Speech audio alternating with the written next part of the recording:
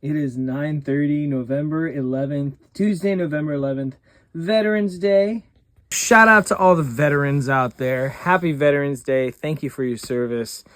I heard someone say on the podcast this morning, I think it was Scott Adams, said he's forever humbly appreciative of all the work that the soldiers for this country do that make it so we can have the freedom to do all this fun stuff, namely adventures.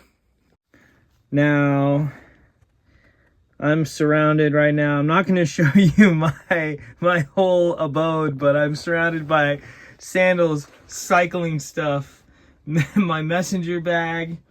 There is some gear. My food bag, which I'll show you real quick, is loaded with bananas, some cranberries,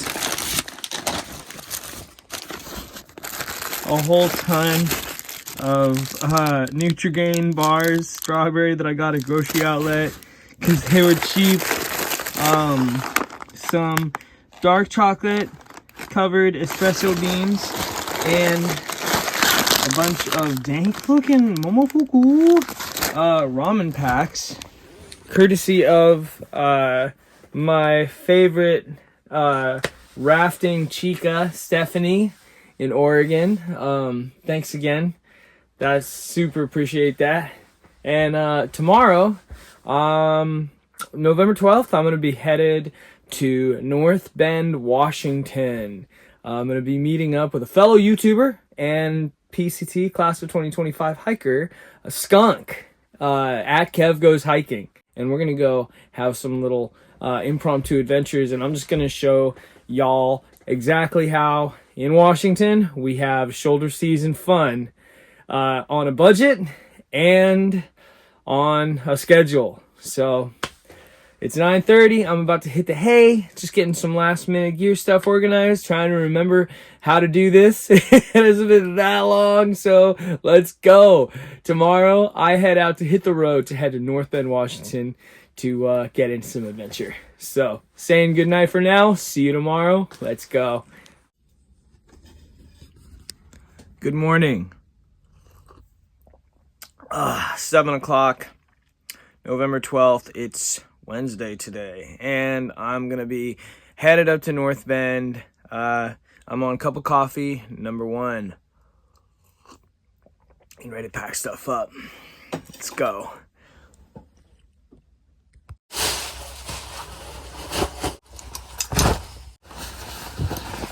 Jeez, this thing is kind of grubby. I haven't washed it since I got back from trail. I saw some videos of people washing their stuff after trail. Bathtubs full of dirty water. I've been there with messenger bags. Once a year you gotta wash, maybe once a year, you gotta wash your messenger bag. It's just as nasty, if not nastier than a backpack after through hiking. So even though respectfully I understand that it was new to some people, but been there, done that. So I didn't wash my pack after trail.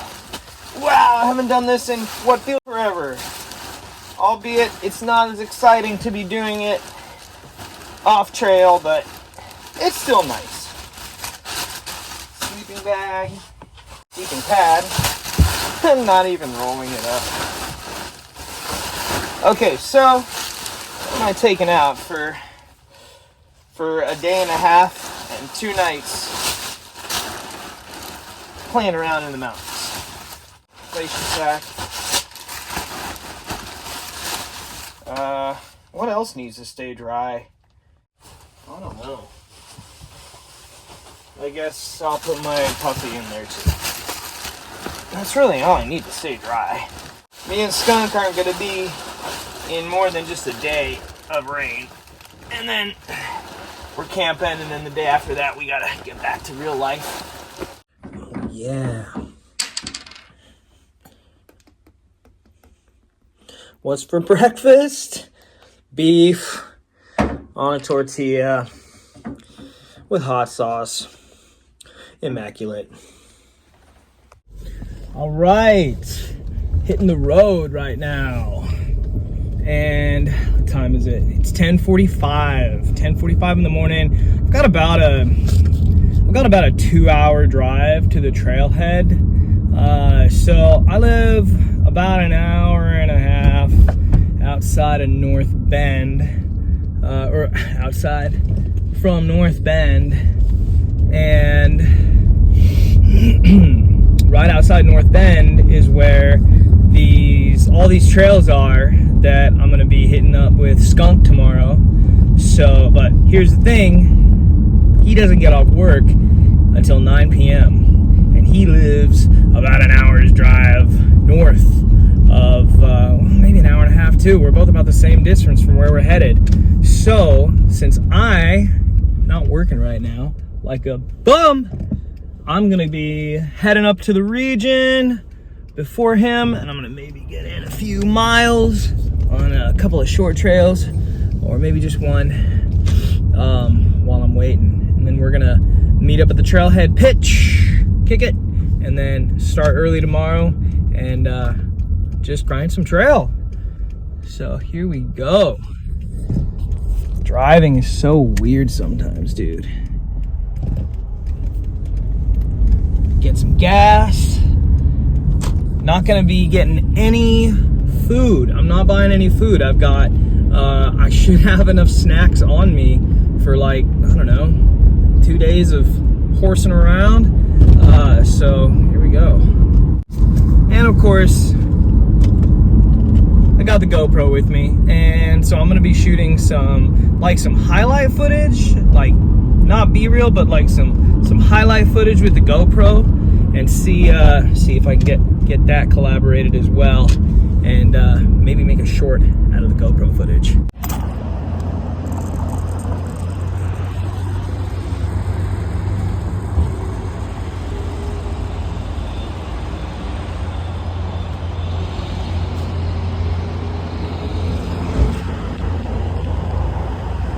I do love truck stops. All right.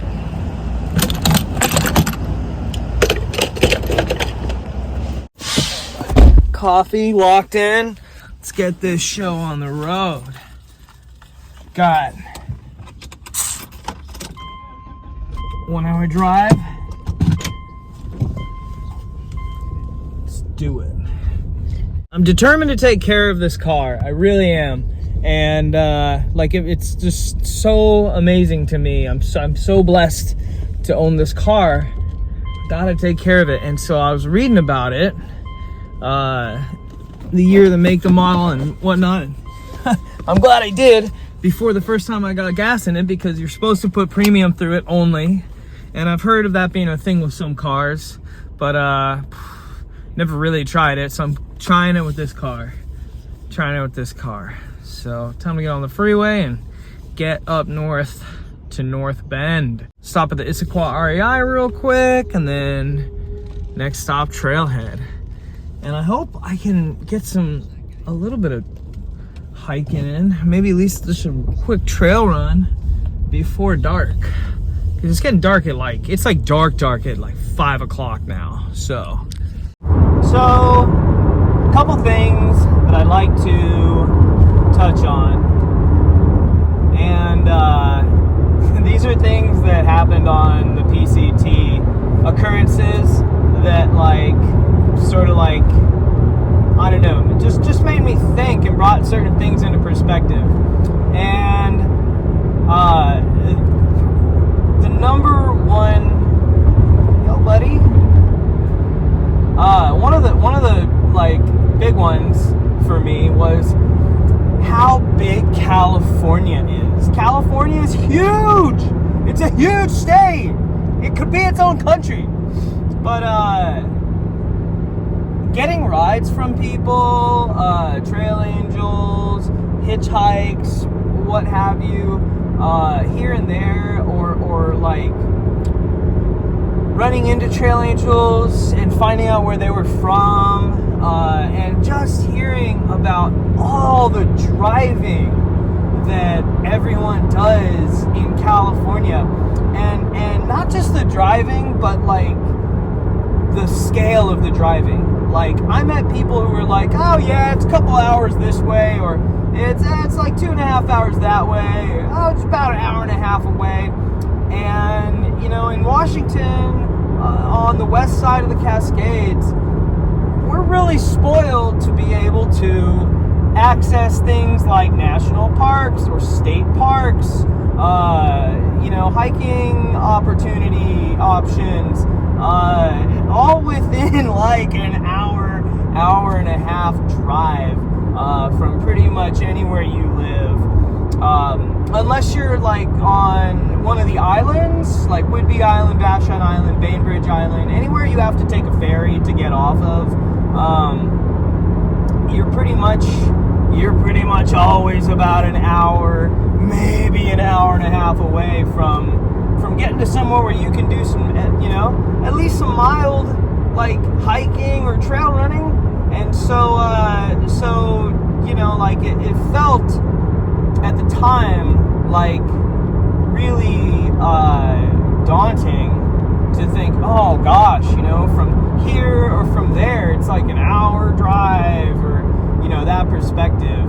And now, you know, here I am looking at an hour and a half, 2-hour drive to a trailhead, and you know, effort, reward, but you know, it's nothing to whereas before trail, I would have been like, oh man, that's sheesh, that's a bit of a drive, man. And you know, it's just I think it's just a healthy reminder to that we can get lazy so easily. We can get lazy so easily, and how you know, how fortunate we are if you're able to, how fortunate you are to be able to make that drive, you know, and take that effort to get where you're trying to go, to do, you know, what you're passionate about.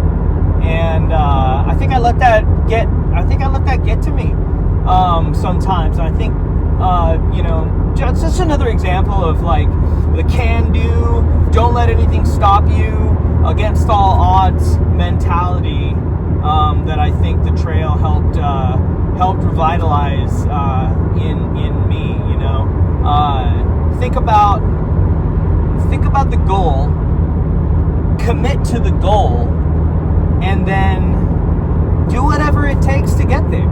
Like, do whatever it takes to get there, and don't let anything stop you. No matter what the devil may bring. Yeah, there it is.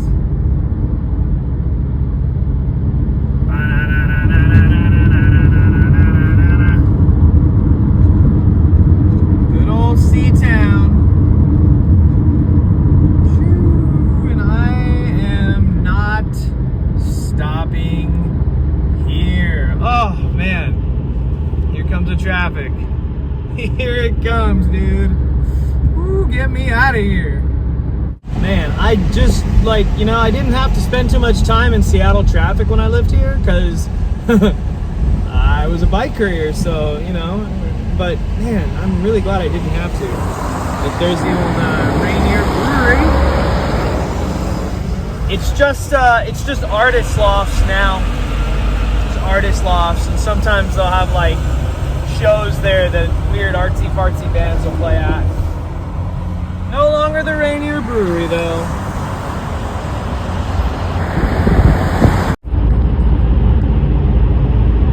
All right. This is the I-90 tunnel. Gateway to the Puget Sound. And this is one of the sickest parts about going east to the mountains in Washington and in Seattle is this part right here. Here it comes. Boom! Blasting out here. Lake Washington. Dude. These are our famous floating bridges. Let's go! Adventure! Let's go. Oh man, this is great. This is like I think the lake bed of Lake Washington is made up of over 200 feet of human waste and from past years. Isn't that incredible? Isn't it incredible? This is the same REI that I interviewed at once when I was 20 years old with my foot in a boot cast and my one of my wrists in a cast as well. Let's go check this out. Okay, got out of there virtually painless. Grabbed a new Sawyer Squeeze. That'll be my filter for 2026. And yeah, time to get up to the trial and the full adventure. Gonna get out of this suburban wasteland, mate. This is what we got going on here. Look at this shit. Look at this. Look at those apartments right there. Just, you know, it's nice. It's nice. You got your shopping center right here. Issaquah's clean. I'd live in Issaquah for sure. You know, not a lot of crime, not a lot of druggies. It's right near Snoqualmie Pass. It's a stone's throw from Snoqualmie Pass. So Issaquah is really dope. Issaquah is really dope. But you gotta have some money to live here. You really do. Right here at the McClellan Butte trailhead. It's just a trailhead, like literally you pull off the I-90, pull off the freeway, and not even 5 minutes you're at the trailhead. It's a 10.5 mile out and back. It is 2:30 right now, and 2:30 it's going to be dark in about 2.5, maybe 3 hours, like dark. So can I do 10.5 miles in 3 hours? 2, 4, 6. I don't know if I really want to try that. So I'm gonna go out I'm gonna walk for an hour and a half, and then see what happens after that. And I am going to use the GoPro and we're gonna keep it in harness mode. Keep it in harness mode. Because it's fun, you know, it's fun. I'm having fun. I'm having fun in harness mode, okay? I don't have any bondage fetishes. I'm not into pegging. Where the freaks at? It was this girl who I met in Chester. And, oh my goodness. Boy, did me and her get into it. She's a sweet gal. I don't remember where she was from. But met her in Chester, and oh man, we hit it off right away. She's a sweet gal. She was I actually thought she was really pretty. I totally would have loved to get to know her like that, maybe. But somehow when we met, the topic of pegging got brought up, and and she's like, yeah, I peg dudes, and I was like, that's messed up that you do that, like you're contributing to the downfall of society by doing that, you know, you're sodomizing men. Like, that's not cool, dude. And she's like, yeah, well, I mean, you're just not a freak. She got pissed at me, you know. And I was like, no, I think you're just, I think I might have told her something messed up. I might have told her she was ill in the head, for having a fetish of sodomizing men. And we ended up, we made up and we made out at Cascade Locks, but not really anything that stemmed off sobriety, that's for sure. Time to hit this trail. All right. First time on trail since the PCT. Let's go. To quote Punisher, what's his name? Troy something. Let's fucking go. Excuse my language. All right, 2:30. Let's see how far we can get. What's that? Crushed red pepper. Okay. I don't want to walk. I just want to run. But I'm gonna walk. Beautiful. So beautiful. There's 2 other cars at the trailhead, so I know there's other people out here, which is cool. Dig it. Viable source. Solid flow. Let's go.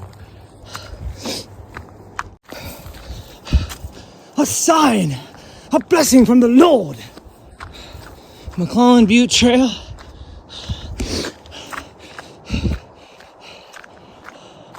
Oh, Annette Lake Trail, Snoqualmie Tunnel. Oh, cool. This is the Iron Goat Trail. This is what me and Jimmy and Eli were on, walking into Snoqualmie. That's pretty cool. 0.4 miles down this to the west of the McClellan Butte Trail. That's pretty cool. Alice Creek Campground. This is sick, dude. That's cool. Check it out. Tent pads. Look. Really nice tent pads.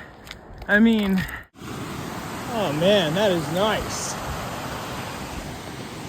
I hope I don't have to cross it. It doesn't look like I do. Ugh. I hope I'm even on the trail. This looks like the trail. These also look like mountain bike tracks. Is this a freaking rando Narcor mountain bike track? Track? Yeah, it is, dude. Let's go check this out.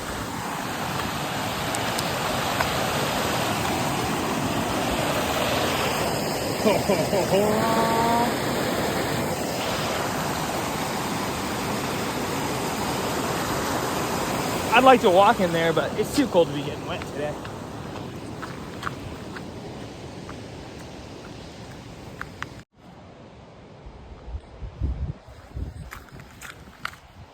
So that's Alice Creek, and I'm back up on the Iron Goat, and you know, you gotta hand it to downhill mountain bikers, or mountain bikers in general, that put a lot of work into those uphills just to ride down them like badasses.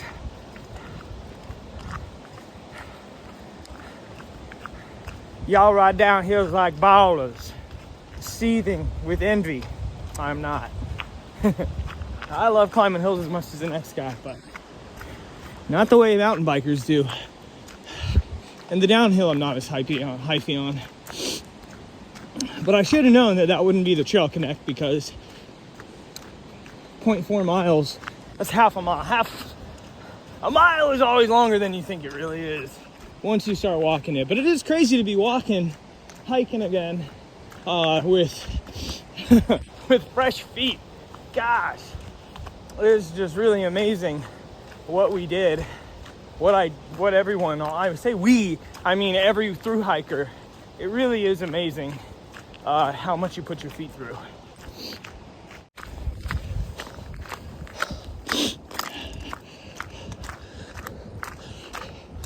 McClellan Butte Trail, another gravel road. Cool. Yeah, now we're talking. Oh, you see that? See that? That's a mountain bike track, and a fresh one too.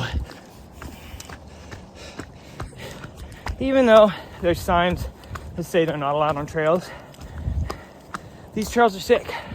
Everyone's got to use them. These are also like the workout trails of Washington. So lots of traffic. Another shot at, I think this is Alice Creek, and I just totally dropped my phone in this water.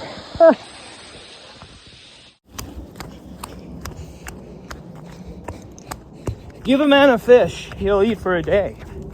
Teach a man to fish, he'll fish and eat for the rest of his life. Give a man a key to a car, he'll leave it at the trailhead. At least that means I didn't lock my car, or did I? Oof, man, if I'm locked out, that's gonna suck. What an adventure that'd be. Well, at least I'm only 3 miles in. NBD. Crazy that it's almost dark, almost dusk.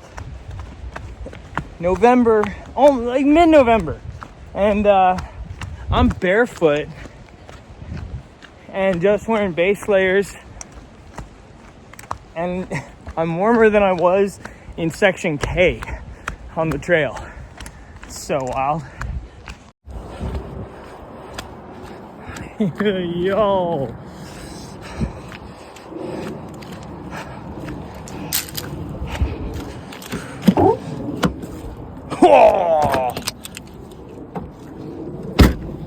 All right, crisis averted.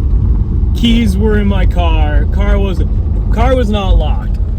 So now the move is just finding a sick campground, a sick campsite, and this looks like closed for winter season. Perfect. All right, campground locked. Now I just gotta wait for Skunk. It's almost 5 o'clock. I won't see him till later tonight. Oh man, all right. Fast forward, it's almost 10 o'clock and I'm still here in North Bend. I just cruised around, went and checked out Snoqualmie in the dark. And yeah, checked the map, trying to figure out somewhere to camp tonight. I scoped a spot out earlier that I think might be chill. And I had a couple bars of service there. So there's some spots around here. Lots of campsites though, like campgrounds that are like closed for the winter time. So yeah, once Skunk gets here, Kev goes hiking, then we're gonna mob down the road and get ourselves to a spot, set up camp. It's raining a little bit. Yeah, we'll see if we can make a campfire happen. I believe in us. All right, so Kevin made it, and yeah, we're headed to the campground now. So let's go. It's just after 10 o'clock, and adventure time, baby. Now to get to camp and get enough sleep to get up early and adventure all day tomorrow. There's a whole bunch of trails in the area, so yeah, and the rain's just starting in, but hopefully it's gonna hold off so we can stay dry and camp tonight and chill. But yeah, off we go. All right, we out here. Yay!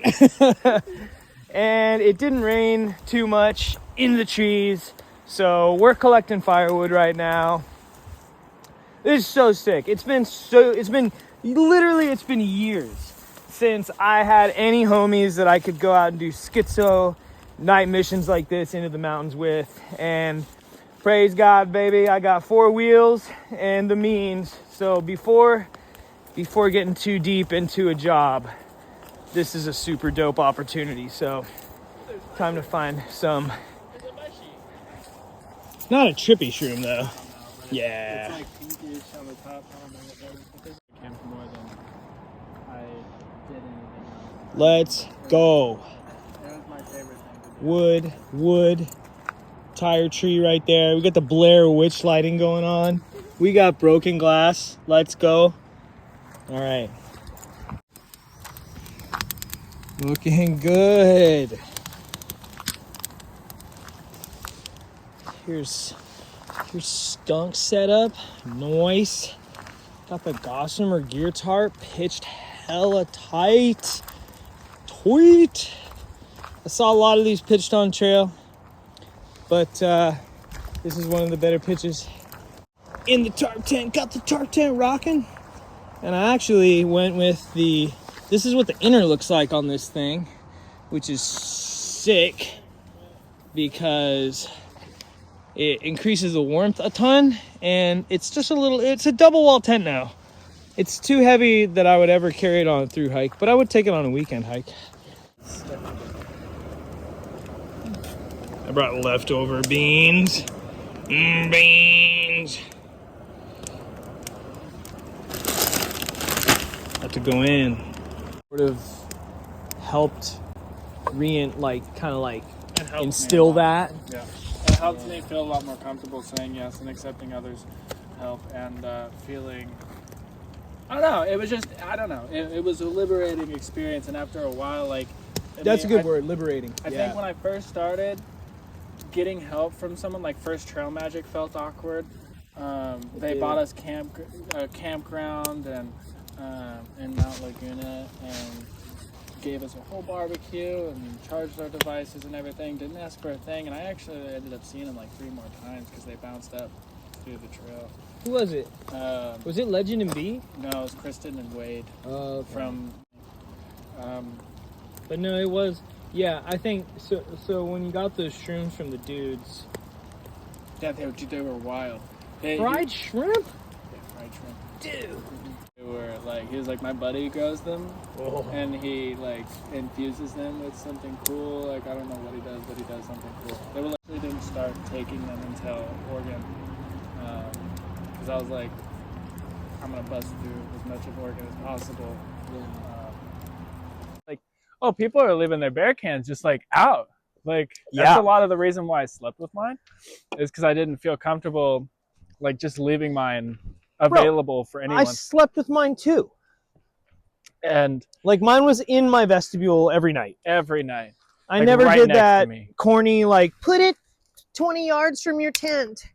I never did that. No. I was like, no. Honestly, I did it because of bears, because I'd read stories before trail of people, when I was doing the bear canister research, of people who were put reflective tape on your bear canister, because I've had bears roll mine down hills. And I heard about someone getting theirs rolled down a canyon. I will tell you this, dude. This brought back a memory. I totally haven't thought about this. Scissors Crossing. Right before the flat valley to Scissors Crossing. Oh God, I love that. I'm sitting there having a break. It's the hottest day of my life. I think it registered on people's Garmin's 100 degrees that day. It was the hottest day of my life too. It was wild. And I let everything out of my bag because I had to unpack everything to get anything out. Yeah. Before I had structured my pack. Yep. And then all of a sudden, my can just starts rolling off the mountain, and I'm it just got caught by a bush, just last second bush, and I'm oh my God! I looked down, it was it would have fallen 300 or 400 feet. I would have been without food, and I'm oh my gosh! Thank goodness that didn't happen. That's crazy. Oh. Did you ever meet a schizo hiker named Poles? Sounds familiar. He was right between our age, super skinny, kind of curly, long hair, really fast hiker. I met him, where were we? Just north of Markleyville. And I was hiking along, and I was filming myself and fumbled my phone, and it dropped 200 feet down a spot where there was a waypoint on far out that said there was a caution, steep grade. There was the trail gets really narrow here, and it's an extremely steep face. Be careful on this part of trail. And I remember reading that waypoint with electrolyte and being kind of whatever. Yeah. I just was jaded by far at that point. And sure as shit, that's right where I dropped my phone. and I was filming it. And you know what? I cut it out because I dropped it and it just fell and fell and fell. It was like You 30 caught that on video though? Yeah. It was like 30 seconds of the phone falling. Do you still have it? No. You don't still have the video? Nope. And then you don't hear anything for like 5 minutes, and then you hear me coming down the hill, and I'm like, you motherfucking whore, you fucking whore, God, please God of all fucking times now, God, this whore ass fucking shit. And then I get my phone and I pick it up and press stop recording. Oh my God. And I was so freaked out by YouTube at that point that I was like, oh, I can't put this in here. When multiple people have told me, bro, that would have been the best B-reel. Mm-hmm. And I was like, shit, that would have gone viral. That would have gone so viral. Yeah. I should have kept it. So always film, never cut anything out. But also I had issues with memory on my iPhone on Dude, trail. I had so many issues with memory. I guess I took... For some reason, I go on long rants when I wake up in the morning, and I don't edit them out. I do too when I'm walking in the morning. Yeah, and then, like, one day I think I took this, like, 16-minute long video, and that crashed my SD card. No way! To the point where it said it was half full, but saying it was completely backed up. Do you have an iPhone or an Android? I had an iPhone, but I had a SD card outside of it. Damn. I would like plug in. So I had so much space. I spent so much time at Timberline Lodge to try to deal with it. And then when I got home, post trail and started working through my footage, I realized once I decided, I was like, this is just me talking. I'm tired of listening to it. I just deleted it without regard. And that cleared up my fucking... No. I was like, that's what that was, dude. I would have had ridiculous. videos on videos on videos because I stopped videotaping things because I had no service or like no storage, and it was just wild. Yeah, you know, I found out later on after trail that if I just delete my YouTube app entirely, it frees up like almost 10 gigs. Yeah. And yeah, so you have to, the thing that I found, so I use iMovie right to edit, and I found that when you edit videos through iMovie, it develops a cache that is like an insane amount of gigabytes. Jeez. That you have to really pay attention to. So you can only do like maybe one video at a time. You have to upload it, which then adds gigabytes to the YouTube Studio or regular YouTube app, wherever you're uploading. Adds gigabytes from that too. So then you just end up overloading your phone like crazy. Yeah, it drove me into conniption fits at times. Honestly, I will tell you, I don't know if I'll film a trail again. Oh, really? Like that. I mean, I like filming a trail, but I don't think I'll vlog it like that. And like do like daily, every single day vlogs. It was fun. It was fine, but I felt like a lot of my videos were just me talking all the time. I actually enjoyed your videos because you showcased a lot more stuff, and I don't feel like you talked all the time. I just feel like it was a chatter. I feel the opposite. I feel the exact opposite. So that means a lot to hear you say, because I struggled with the fact that I felt like I didn't catch enough of that stuff. Yeah. I had people, it was a long time before I started like turning the camera on and doing candid shooting at camp. And I was on it because everyone was like, we want to hear what goes on at camp. Yeah, that's one like, thing. We just want to hear you guys living out there. Because there was a lot of people watching the channel, at least my channel. They were like, yo, I watch these YouTube channels, all you thru hikers. I watch your stuff because I can't do this, or I'll never be able to do this, or I did it once and I can't ever do it again because of physical challenges, disabilities, getting old, whatever, family. Yeah, they like to live vicariously. Yeah, it got. I deleted some comments. Really? Early on. Yeah. The first third probably of my hike up until I got north of the Sierras. Why? I would get comments that people would be like, "Oh, people commented on my campfires." Oh yeah. People would be like, come on, Wolverine. Like, you know what understand elevation you're at, and you're still gonna have that fire. Like, you look like a complete goon because you're just, what are you, just trying to be cool because you're ignoring rules? And it was like, I'm not even gonna get into that with you because that's not what it's about. This isn't about, haha, I'm a rebel, I'm gonna have a campfire everywhere. It was There's like, a ring, and we're in California, and it says anywhere that there's a developed ring. I would make rings. I mean, that's Right on the rocks, in this little corner of the rocks. There was so much wood around, and I made this nice ass fire. And these two women, these two girls our age, came over from like probably 300 yards away, also camped along the lake. And they come over, and it was, dusk. And they're like, "Hey guys, you guys thru hikers?" And we're like, "Yeah." And it was me and Jimmy and Electrolyte. And this girl's like, "Yeah, so look, we're from around here, and this is where we like backpack a lot. And there's a burn ban on right now," as the fire's going. And I was like, yeah, is there? Oh, okay. And she's like, yeah. And I was like, I didn't know that. And she goes, oh, well, now you know. So, and I was like, so what? And she's like, so I just think you should put your fire out. And I was like, oh, okay. And she's like, are you going to put it out? And I was like, put what out? And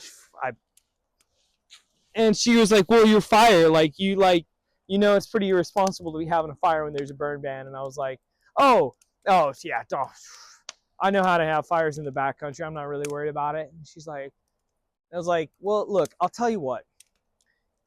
I totally understand where you're coming from. And I have my sunglasses on at this point. She goes, I'm sorry to interrupt, but can you take your sunglasses off? Because I can't tell if you're like fucking with me or not right now.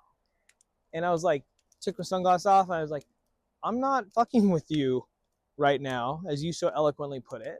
I totally hear where you're coming from, and I think that's valid. So if you want to go ahead, go back to the trailhead right now and go get a ranger and bring him up here to take care of me and handle this situation, I totally support your decision to do that. But I will tell you, like, I'm probably not going to be here because I have to leave in the morning to get to Canada. Yeah. And she was like, oh, okay. Well, I think you should put your fire out. Have a good night. And her friend walked away, and I was just like, happened again in Oregon near Trout Lake. Or no, not Trout Lake.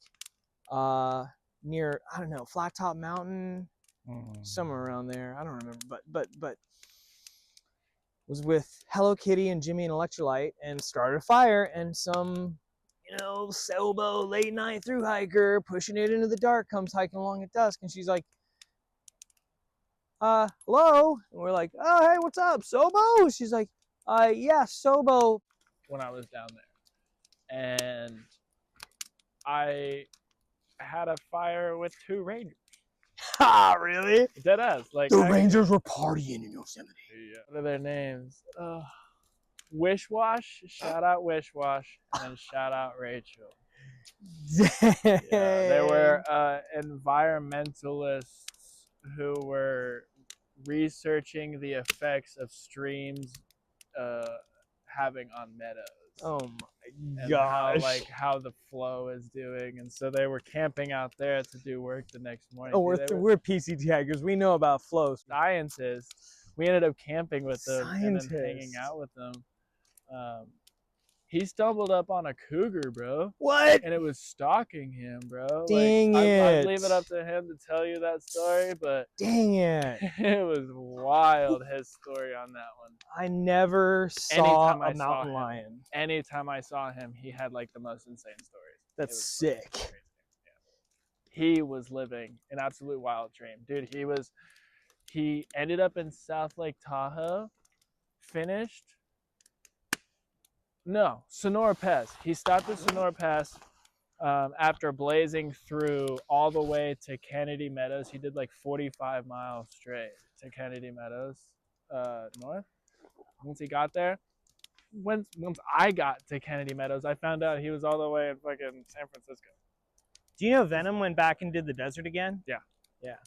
And that's why I ran into him, because I met him Kennedy Meadows first. south. Did you meet him on his round 2 of the desert?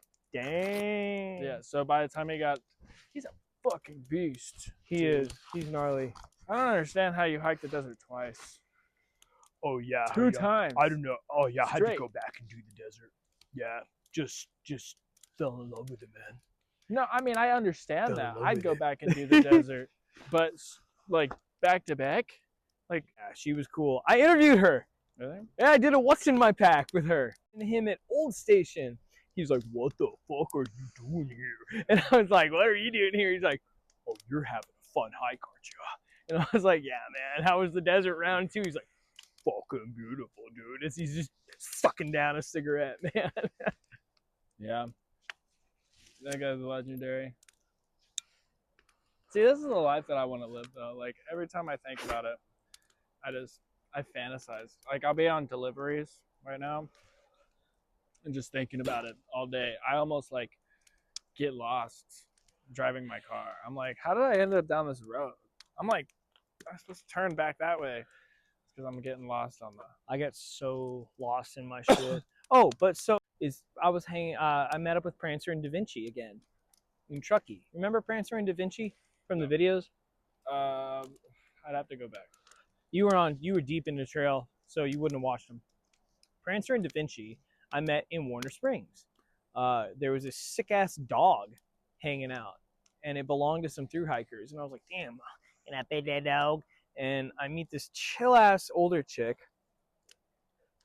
drinking a beer at one of the picnic tables. She's like, that's my dog. Her name's Nero. And she had a southern accent. She's from Louisiana.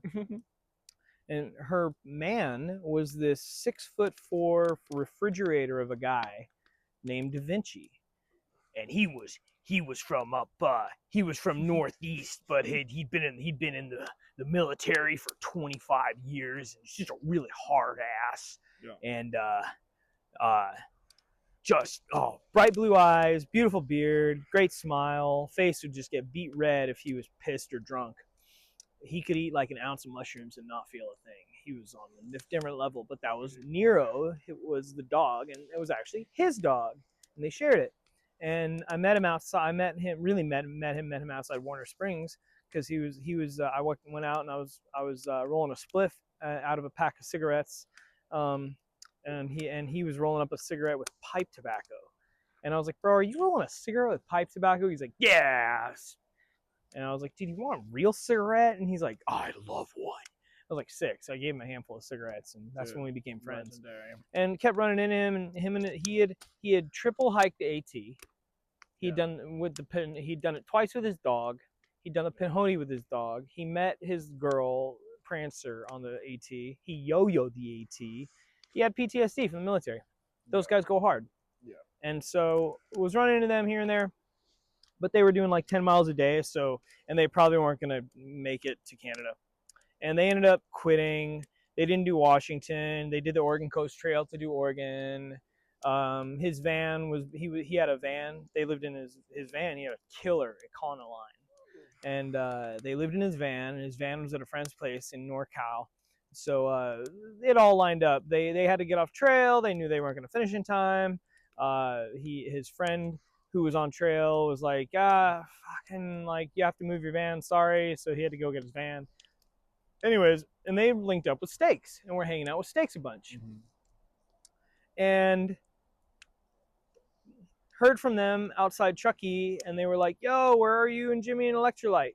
Well, they actually only knew about me and Jimmy. They didn't know Electrolyte. They hadn't met him. And we're like, we're in Truckee. And they're like, oh, sick, we'll meet you. So we spent a night with them in Truckee, camped by the river. And they were like, yeah, we're not kicked. Why? And they're like, motherfucker was stealing bear canisters in Yosemite.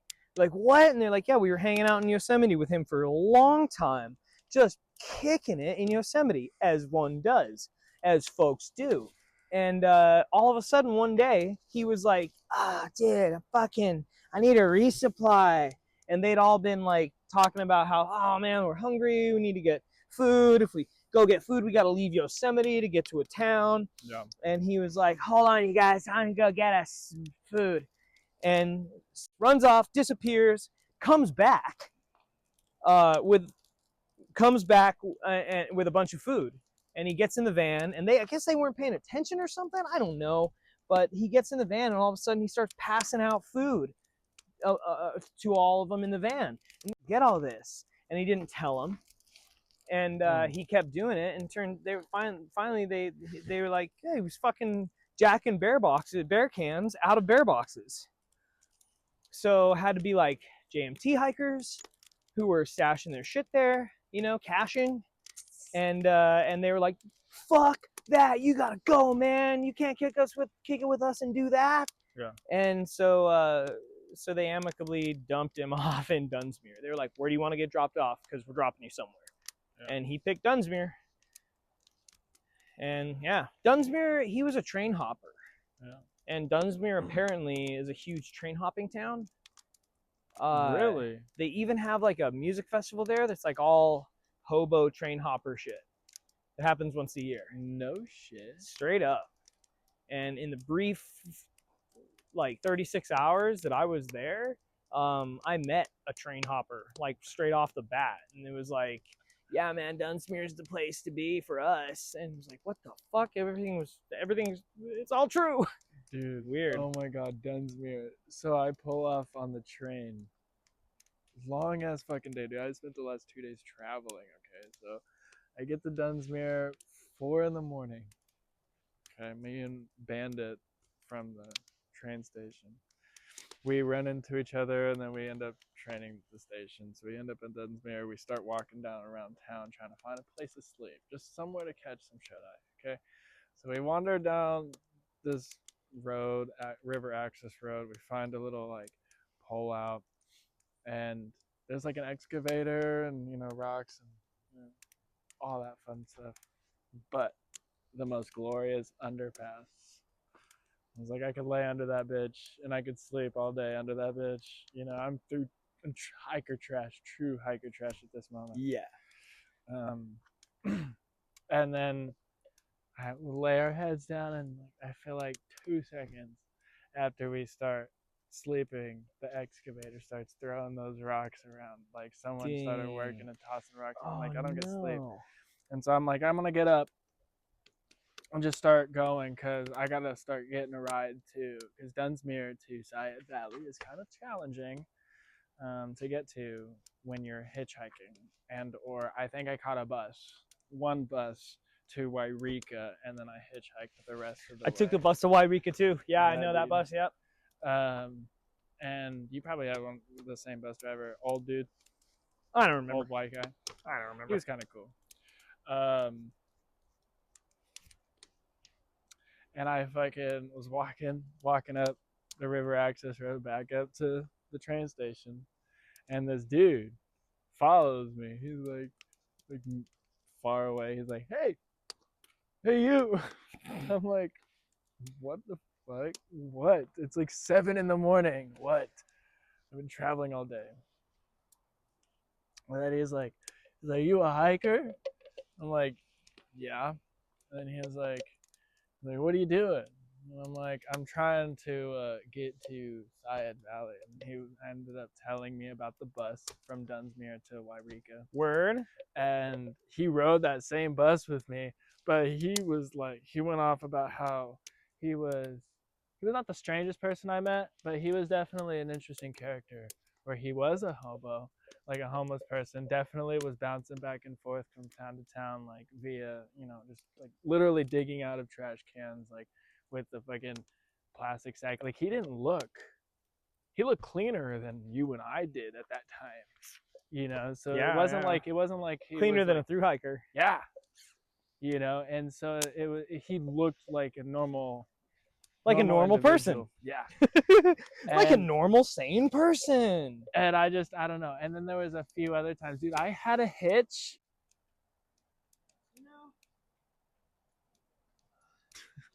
Is that what? Sometimes. Where are you finding her? Dude, sometimes you just get signs that certain things are meant to be. Yeah, exactly. And tonight, we were supposed to be here, doing that thing, living that life, repping that gang, as they say.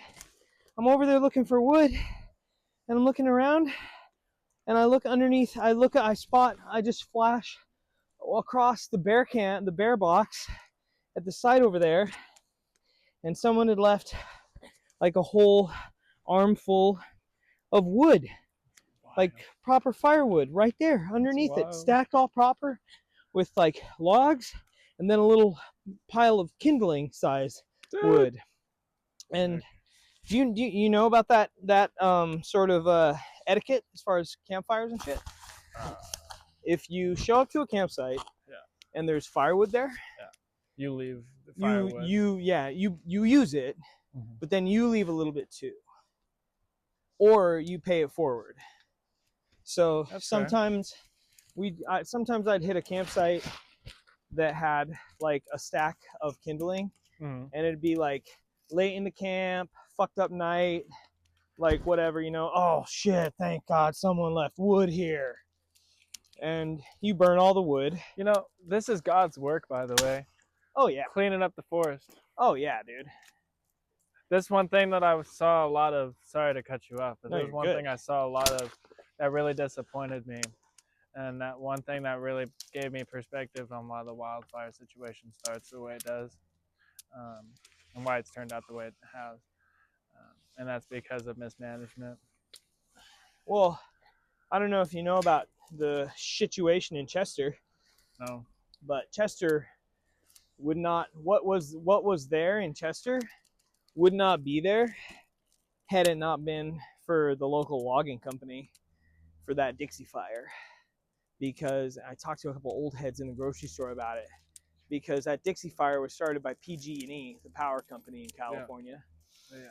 And they worked with Cal Fire to get containment, to take care of the fire, and Cal Fire had their thumb up their ass and didn't know how to operate. Their people did, but as an organization, they were shitty. And so finally, the logging company in Chester took it into their own hands to be like, you know what? We know what needs to be done. We've got the manpower. We got the saws. We got the trucks. So they went and cut burn strips all over the place. Saved the town. That's awesome. And yeah, it's legendary, the lack of forestry service that California has. Honestly, that's something that really piqued my interest. I wouldn't know what to do rather than getting into legislation to help in some way with like management. But I was talking to a guy just coming to Echo Lake, and right before Lost Lake, actually. And he and I got into a really long discussion about a wildly long discussion during a thunderstorm. Like, I should have gone, but I decided to stay longer just to have this conversation. And he basically said in about like 1960s, 1970s, the government decided to ignore like Native American tradition of taking care of the forests. Because obviously, like, if you talk to any Native American, they'll tell you like a forest needs to be healthy, but it's only healthy if you treat it and you like take care of it and clean it up. And so at a certain point, a certain senator, president, something, made a law saying like let forests be natural, like let them just be themselves, which now has gotten to a point where how are we going to get there to clean it up, without building a bunch of forest roads everywhere to clean it up, without you spending all this money to helicopter shit out. Like, it would be literally people like you, me,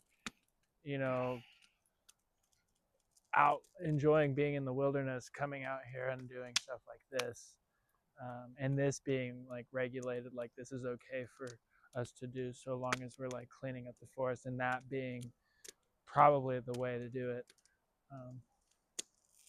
But that being like more inspired to do, because I feel like, I don't know, I don't know. Maybe some other hikers didn't really pay attention to it. I mean, I literally walked through a freshly burnt through area.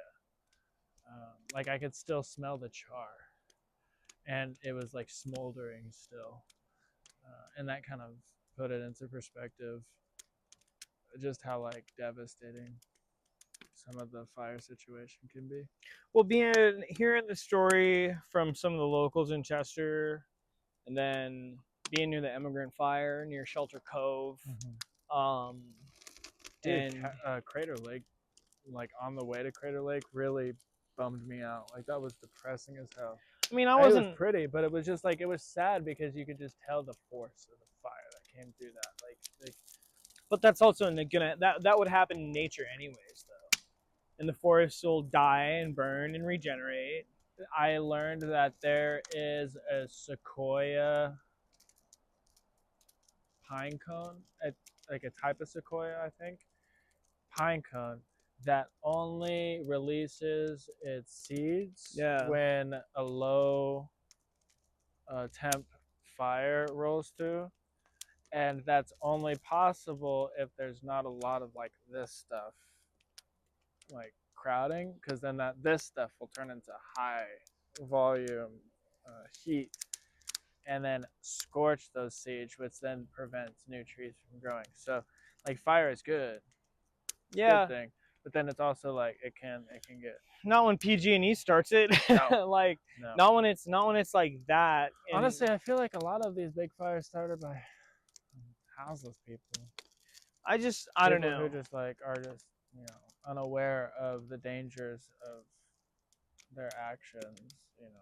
well, I think the majority of fires in Washington State like are I think there's like it's cigarette fires. As far as forest fires go, that's like one of like cigarette butts thrown out the window. And at least in eastern Washington, that's a crazy huge contributor. Which is like no shit. What's there to burn in eastern Washington? It's really Eastern Washington's really dry. It's all desert, isn't it? Yeah, but they got wheat out there. Oh, that makes wheat. Yeah. They got wheat. They got hops. Just orchards, forests, dry. This is so arid out there. And Central Oregon's pretty much like that. As soon as anything ignites, it turns into a big deal. I think I don't know. Like being around, and I was, it was never a high risk for me. Like, but being around the immigrant fire, that shit spread. It went from like 4,000 square acres to I think like almost 10,000 square acres. While you were on trail? Yeah, in like less than 12 hours, like less than overnight, to the point where we jumped off at Shelter Cove on a side trail. Mm-hmm. And we were with this chick Jane Doe, whose dad's a pilot, so he has like, we were at some spot with service near Silver Lake, right outside Shelter Cove, just south of it.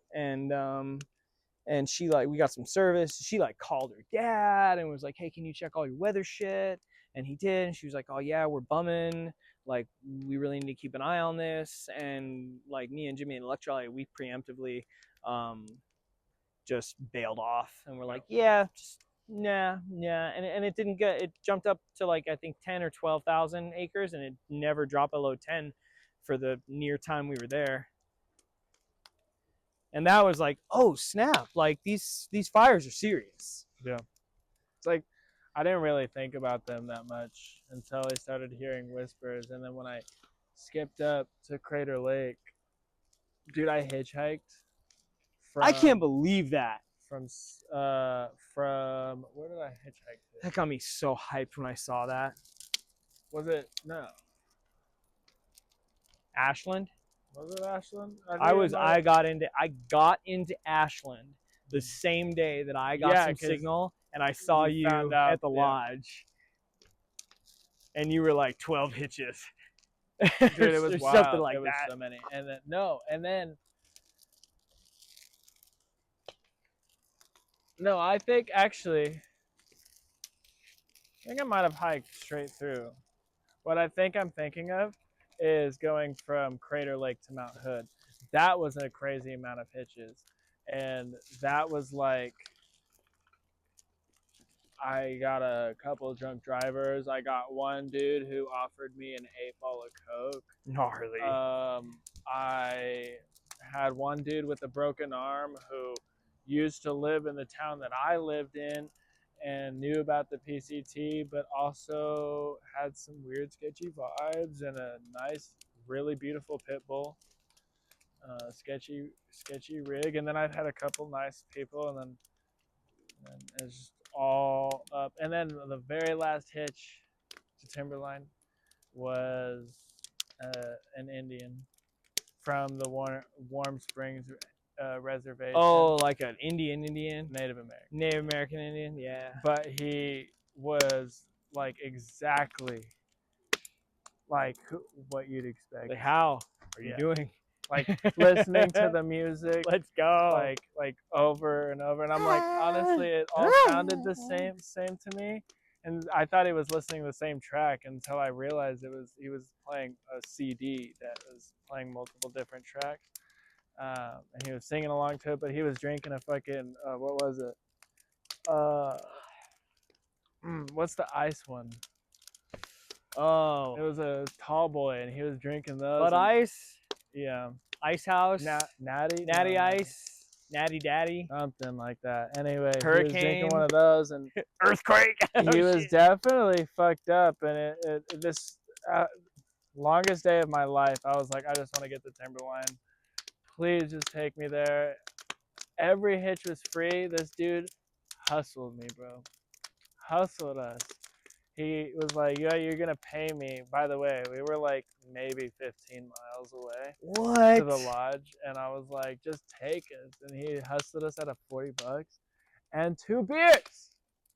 I was like, you bastard. What did he point? What Did he point a gun at you? No, it's just like, you know, 2 hikers who were like desperate. And he like felt it. I didn't want to be left off on the side of the road begging for another hitch, especially where we were. It was like, so it was like the last opportunity. Dude, hey, I mean, no judgment, dude. it was terrible. It was terrible. But that was stressful. And once I got to the lodge, I was like, thank God I'm fucking here, because I can just let that go. And you looked so relieved to be there too. Dude, in your so video, good. I was like, oh, he's fucking. I need to get to the lodge. Good. Honestly, though, that's because the very next day, I had extra time, and me and one of my friends hiked around Mount Hood and did the Timberline Trail. Sick! And that was by far one of the most legendary hikes. I actually experienced harder conditions than the Sierra on Mount Hood. Washington was harder than the Sierras for me. Really? Yeah. Like, in what way? I mean, the fact that it was late in the season got to me. I got really fucking cold in Washington. Oh, yeah. I got so cold. I had one of the coldest days on trail. I'd finally hit a point where I was sucking down calories like a demon. Yeah. And so like I was always eating, and I ran low on food like several times. I was stressed about money, and the elevation, the elevation hit me. Yeah. Like hit me really hard. But you're not that high. It was the gain and the loss. Oh. I was just like getting so tired. That coupled that's how I was feeling in the Sierra. It's just exhausted all the time because of the, you know, at some point doing 2 passes a day, dropping like 3,000 feet at a time. Yeah, and I was like I'm not in the Sierras. Like, why am I this tired? Yeah. And then a couple of people were like, dog, it's the sale of this gain and loss, dude. And I was like, oh shit. I don't know. I hope we see some interesting hiking tomorrow. I'd like to actually do it. I realize I haven't lost my trail legs yet. Yeah, me neither. I realized that today. I can still do stuff regardless of sitting and chilling in my bed and relaxing for God knows how long. Yeah, I had one point this afternoon where I was like using my pulses, like these are getting in the way. I realized I don't like not having my poles. I got rid of these poles. So I used to have a different version of those. And then I got rid of them Bishop. and then bought new ones. And those ones, I fucking hated those ones. They were just spring loaded. Would get locked up every single time, and like I either couldn't pull it out or couldn't push it in, and it just was terrible. And so I ended up getting rid of those. So I ended up hiking for a while. I hiked to the terminus without trekking poles, and I was like, I'm just having a miserable time getting up this hill. Like trekking poles were my leverage to like actually crush it up a mountain. Like people, in the desert, I remember people being like, "Dog, you're so fast." I felt so good being so fast. But then the Sierras just like fucking killed me, man. Trekking poles take up to almost 50% of the strain off your knees. Yeah. As opposed to hiking without them. I loved carrying mine.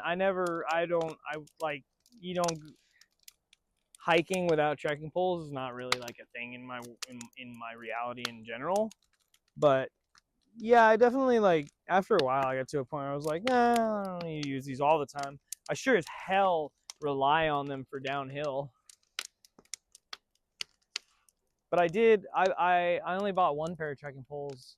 I had a pair I started with, and they were the REI Flash Carbon 140s. I loved them, but I broke one in Mission Creek, and then got a new one in Acton. And those ones I got Acton was weird. Acton was hella weird. The 49er Saloon was a trip. I never actually like experienced anything outside of just the RV park. But you went to the KOA? I heard the KOA was trippy. Yeah, it was kind of weird. It was wild. There was, cool stuff, but decent. Not the worst resupply. Better than VVR. Fuck VVR, dude. Oh my gosh! You know what I heard before going in there? It totally ruined my vibe about VVRs. Like I was kind of excited before trail going to VVR because I heard a lot about it. Yeah, me too. And like a day or two before trail, I had heard under the radar that they were taking things out of the hiker box and then selling it at their store. And when I went to Mirror Trail Ranch, loaded, by the way, it was the best goated on-trail resupply I've ever had. Damn! And people actually roasted me in the comments about it because I took like quite a bit. But what I took out of was only a fraction of what was in the bins. Had I shown what was in the bins, I would have not gotten my ass chewed. Anyone roasting anyone for diving hiker boxes. That's well, because it was like, why wouldn't you leave that for someone else? I'm like, while I was picking stuff out of here, people were literally putting shit in. Go fuck yourself with that shit. Yeah. Like, no, dude. Absolutely fucking not. Not when someone like that Taiwanese chick and her man, did you meet them? She was hiking in sandals. E10. E10. That's her name. E10. I've been hearing from someone else, whoa, you're hiking in sandals? Oh, there's a Taiwanese chick hiking in sandals. And I was like, all right, I bet. You know, like she didn't she closed-toed through the Sierras. Oh, that's what everyone did. I met other you fuck didn't. no, dude. Yeah, fuck yeah. I took sick. fucking fucking A. I wore neoprene. I had neoprene socks. Yeah. You know, but everyone wore waterproof socks. So I didn't. fuck it, dude. A ton of people did. And if I wouldn't have been wearing split toe sandals, I would have worn waterproof socks too. I used to wear them with Tevas, but you can't wear them with the Bedrocks. So I wore some split toe surf booties. Yeah. Kept my feet warm in the snow, but not dry. Yeah. You know, it made it doable. I could wear. I wore micro spikes with them. I sent it, and other people were like, "Oh, you switched to closed toe, right?" And no. And this chick, I met her at Trail Days, and she's like, "You're the Wolverine who hike in the sando." And I was like, "Yeah, you're the Taiwanese chick that hikes in the sando." And she was wearing. Shout out to her because she was wearing these bunk ass $5, $5 Taiwanese dollars, whatever they use over there. So cheaper than $5 American, like from Walmart. And she'd been in them the entire trail, except for some ultras out of a hiker box through the Sierras. But her husband or boyfriend, he did the CDT on $350. Yeah. And Dude, there was so many people that I heard that were living religiously off hiker boxes. And I was like, I don't need to be ashamed of doing that. Jimmy resupplied like twice from hiker boxes, maybe 3 times. Dude, I literally got a full basic. So I was running out of food because I needed to get to Mammoth. And I was like, Mammoth is still quite a few ways away. I think it was like 80 or some miles from there. I was like, I still have some time. Dude, I spent I figured out, I did the math. I was like, dead ass, spent 12 full ass days in the Sierra. I did not leave the Sierra for 12 whole days. I was like, because I just didn't. I just ended up mastering because I was already planning on staying in there for 7 days straight. I was packing way too much food. Sue me, people. Where was it though? What section of the Sierra? The section. So I got off at Kearsarge Pass. Right. And went all the way to Mammoth. Mammoth from Kearsarge. Yeah. And that took me 12 days. Mammoth from Kearsarge. But it took me, Well, what was in between there? Forester, Glen, Pinchot, Mather. There was no other town Muir. stops though. Huh? There was no other town stops, was there? No. There was VVR, Muir Trail. Oh! You could get off at Bishop Pass. A lot of people got off at Bishop Pass to go to Bishop. Yeah, so but I went to Kearsarge Pass to go to Bishop. I went I went Kearsarge to Bishop, but then I went Bishop to VVR. Well, and then Kearsarge Pass to VVR. Yeah. Spent one night at VVR and then went to Mammoth. VVR was okay. I mean, it wasn't terrible, but it was just overhyped. It was scenic, but they raped you price-wise. Overprice-wise, their menu was ass. I was really looking forward to coming down and having a fucking burger at VVR. And I look at their menu and it's like 2 items. And everything looks like ass. I'm like, this isn't lame. Well, it was lunch. They did the separate dinner. They did the separate menus. Yeah. They did give us a free beer, though. What? At VVR? Yeah. Dang. You didn't know that? I didn't get a free beer there. I got a free beer at Donner Ski Ranch. The first thing they said to me was like, your first one's free. Oh, wait, yeah. I'm sorry. Yeah, they give you a 12-ounce canned beverage. Yeah. Yep. They give you a beer, or I had a beer. Yeah, I had a beer as well. And then, oh, man. So, did you ever meet a hiker named Parachute? He was like 6'7", white kid who wore these rock climbing pants that looked like parachute pants. That's awesome. And there was this trail family there. There was a chick in the trail family named Liz Fib. You know what Liz Fib stands for? Little stupid fucking bitch.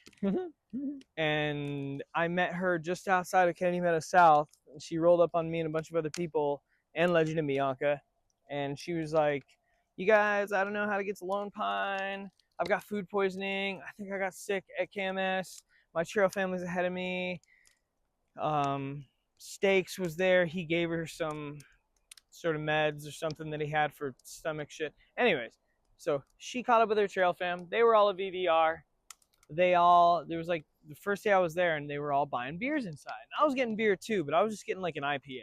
And they were all getting Steel Reserves. Oh. And they didn't know what they were. So they were selling Steel Reserves for $13 a can there. Right. And which is crazy. And they didn't know what they were.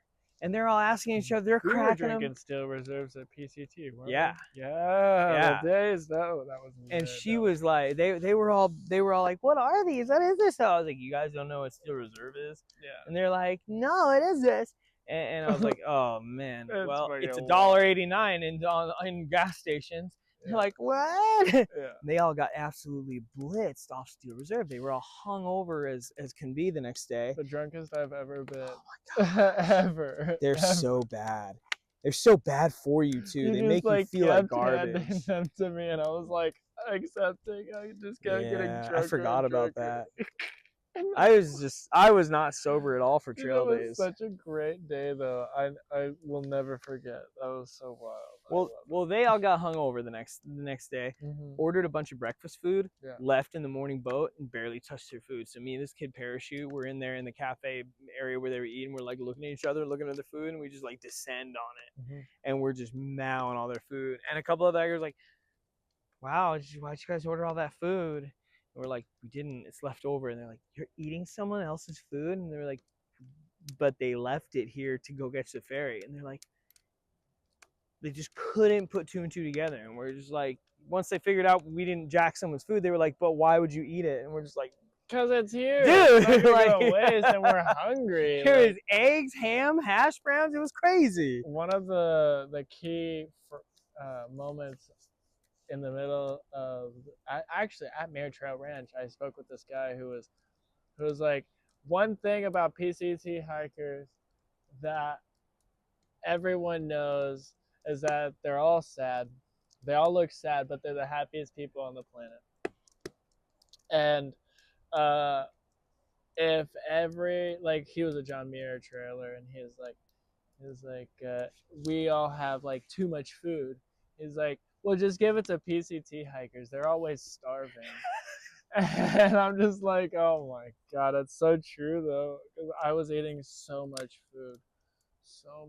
And now I can eat like once a day and be fine. I didn't even realize how much food I was eating. I didn't eat for the first half of the Sierras because it took me a fucking week and a half to get used to the elevation.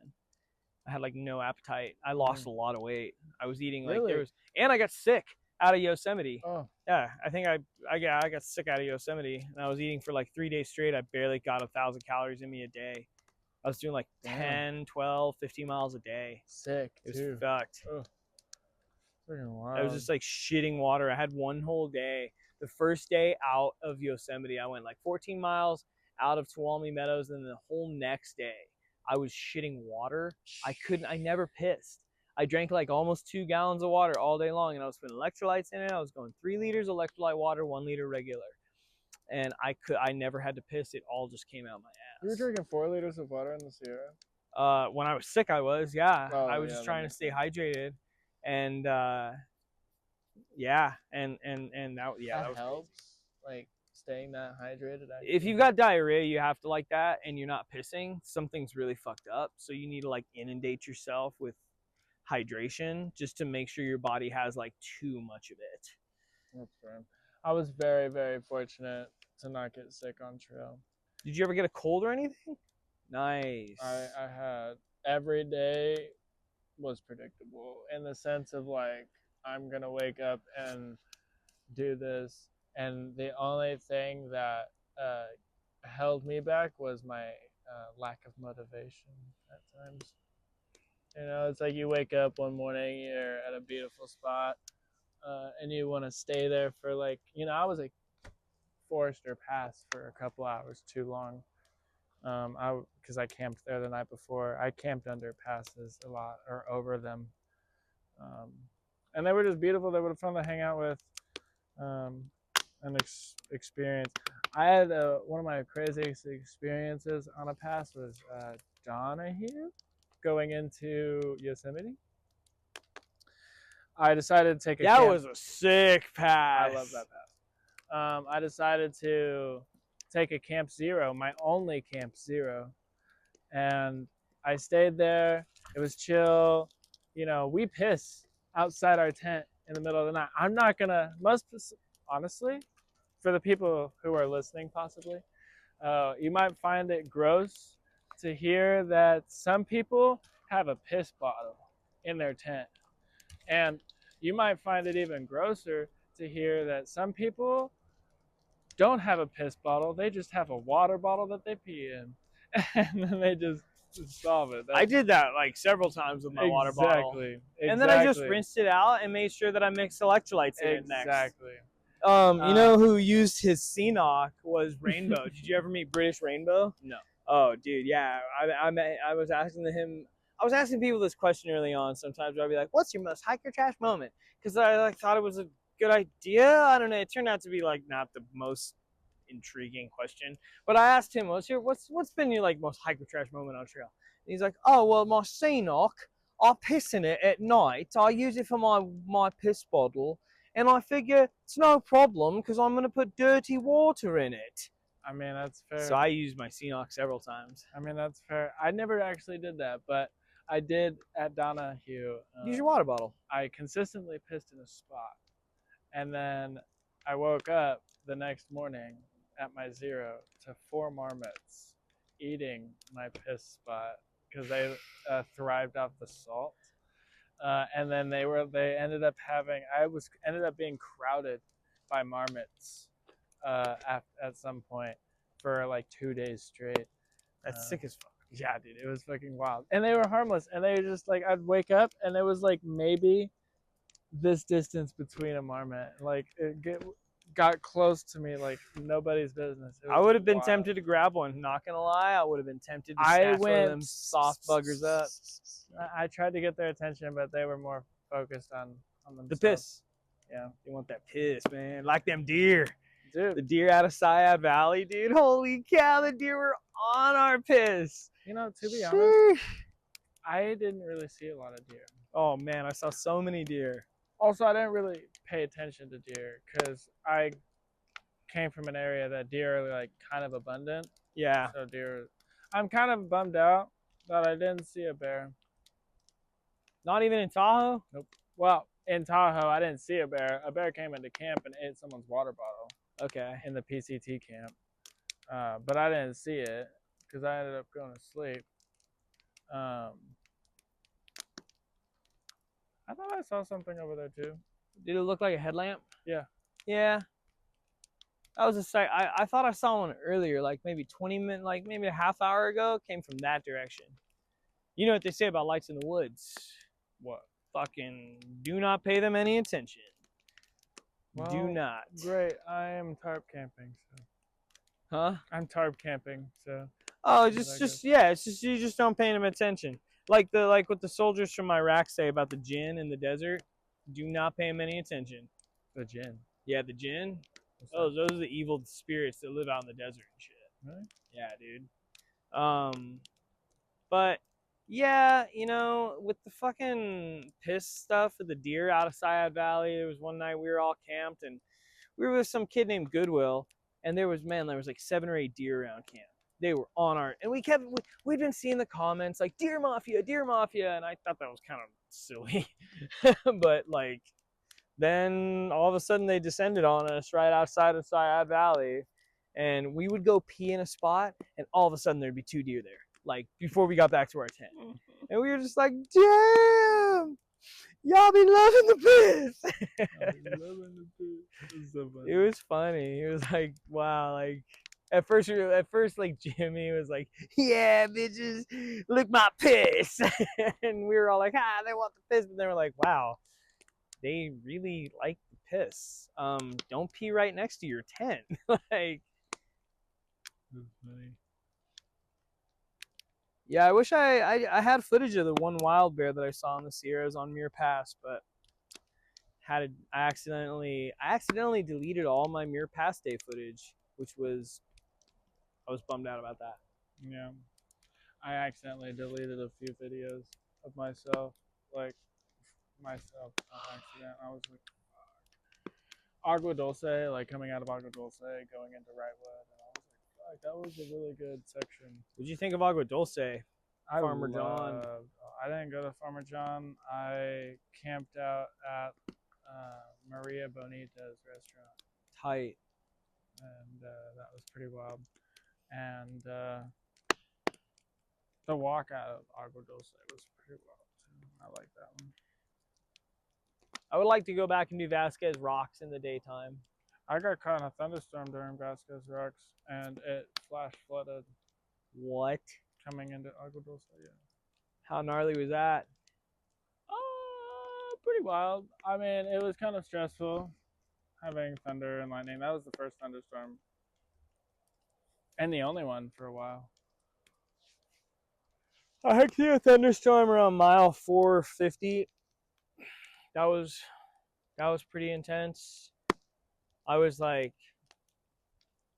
ducking every time it struck. Got a little sketched out. Yeah, the worst thunderstorm was coming off of Glen Pass. We got absolutely fucked. And decided to walk off Glen Pass as fast as possible. No way. Yeah, and end up at Ray Lakes, which there's a crossing between I know. Upper Ray Lakes and Lower or Middle Ray Lake. Yeah. And that was during a big hailstorm, thunder, lightning going off around me. The like clouds or like dark, ominous clouds are shrouding over the mountain peaks. Like what I could see before, I could no longer see. It's just gray everywhere, and it's raining, and it's fucking hailing. And I get to the fucking river. Now it's turned into a fucking river. It's not just a light crossing. Yeah. And it's swelled up so much, and the temperature dropped so much that if I got wet, I would have gotten like sick from it, like hypothermia or something. Because even with what I was going through, I was like, still took me a while to get warm. And dude, fucking the tiniest sliver of rock exposed from the surface, and I just like step on one, step on other, and it was like technical, like you had to think about your steps at this moment. And I eventually made it to the other side, and I was like, I ran down to just the like by the lake, and I was like, I'm gonna camp here, I don't give a fuck. And then I camped there, laid out all my gear next morning to dry. I was like, fuck this place, man, fuck the rain. The most like grotesque thunder I've ever heard in my entire life came out of that mountain. Like the devil was laughing, I swear to God. It's crazy, cackling, like laughing at me. I got thunder and lightning on my way back to Hart's Pass. That was pretty epic. I got hailed on. It dropped like 2 inches of hail in like 15 minutes. It was intense. I was like, oh man, I was like 2 miles from Hart's Pass, and I just like did not expect it. I like just dropped like half my height when the thunder hit. Mm-hmm. I had so there's a sliver of Siskiyou National Forest that goes through Northern California, going out of Syad. That I ran into people who were from my area, so when I talked to them, they were like, "Oh yeah, we know where you're from." And I come down and into this valley, or into this like little clearing, and there are a bunch of people standing there watching the forest, like watching the clouds. And I'm like, what are you guys doing? And they're like, we're watching for thunder or lightning strikes. I was like, you guys just sit here? Like, are you guys like waiting and getting paid to call, or like waiting to get paid to go on a call? And they're like, no, we're getting paid right now, like just to sit here waiting for this to happen. And I was like, okay. And they were like, yeah, I don't think anything's going to happen. Nothing's going to pop off. I think we're fine. Like 5 minutes later, I swear to God, the craziest hailstorm, rainstorm, like just torrential downpour for like 30 minutes, an hour, just what felt like forever. And I'm walking up this exposed ridge during a lightning storm. Walking up, like running, wind is coming sideways at me. I'm like, what the fuck is going on? I'm like, what am I doing with my life? And then all of a sudden, it breaks, gone. Enough time to dry my clothes. Okay? And then it happens again, harder than the first time. And this time, it's raining so hard, I can't use my phone because the wetness on my phone is causing my screen. And I'm trying to find my water source, bro, before I go to bed. And so I'm like looking around, trying to find this godforsaken stream in the middle of this fucking nowhere. Like, what the fuck? And I had to find it. And I'm just getting soaked. And so I just decided to camp in the middle of fucking nowhere. There was several times where I was just like, fuck it, I'm camping here. I don't give a fuck. Like, I mean, I did leave no trace principles. It was left better than when I came and brought it here. But I literally camped in just like a bunch of fucking dead bush. Like, I was like, as long as I can pitch, like, I'll pitch. I'll sleep. I don't really care.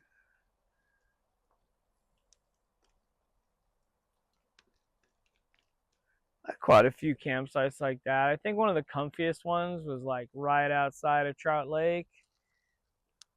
Wow, they were like I me. heard Trout Lake was really pretty. Trout Lake was dope. Their general store had like arguably some of the fastest Wi-Fi of the entire trail. I uploaded an almost like a 50-minute long video in like less than 15 minutes. Yeah, dude, I don't understand how you can like. I was struggling to even get like 15, 20-minute videos,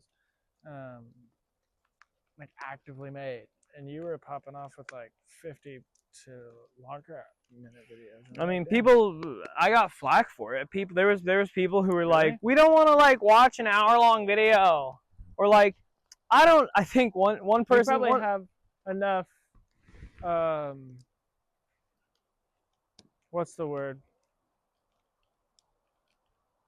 Enough footage for like a documentary, right? Yeah, I mean, probably over 150 hours. That's insane. You saved all of them? Nope, they're all on YouTube. You can download your videos. Oh, really? Yeah, through the YouTube Studio app, you can download all your videos. No way. Yeah. That's epic. Yeah, I started. Oh my I started gosh. to pull mine together and try to clip them and try to do a mass edit. Oh gosh, that'd take so much work. It would take. That's another reason why, dude. It's another reason why I don't want to do vlogging. All right. It is you're not gonna believe this. It's 2:30 in the morning right now. And it's time to go to bed, which I know that sounds crazy, but you know what? Couple of thru hikers, we sure do know how to pass the time away, especially when there's stories to tell and things to talk about and a campfire. So, crashing out now in the morning. See how early we get up. I'm so happy to have this tent set up like this. It's a little saggy down here. I don't really like that, but whatever. It's gonna be nice and cozy. So, good morning, good night.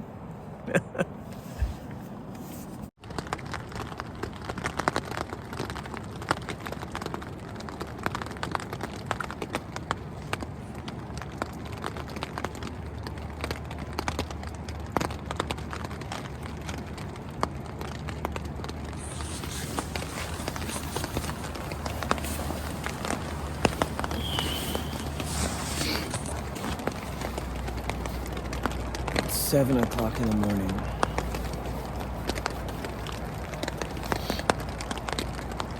Just under 5 hours of sleep. It's time to make coffee.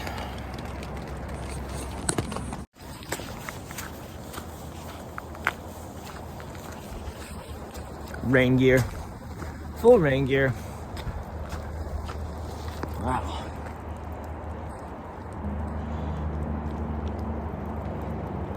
Oh yeah, baby.